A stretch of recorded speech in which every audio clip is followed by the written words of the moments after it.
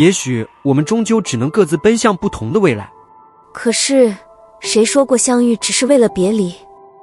她是家庭眼中的乖乖女，循规蹈矩，却渴望冒险。她是在网吧里打拼的年轻人，为梦想奋力挣扎。在喧嚣的城市中，两颗截然不同的心意外相遇，碰撞出一场青春的涟漪。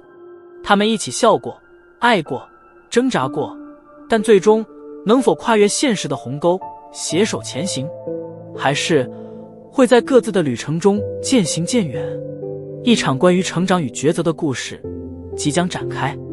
秋日的午后，空气中弥漫着微微的凉意，城市的街道上车水马龙，而某个角落的网吧却成了暂时逃离喧嚣的避风港。女孩林可儿走进网吧，她穿着一身简洁的卫衣，脸上带着些许疲惫。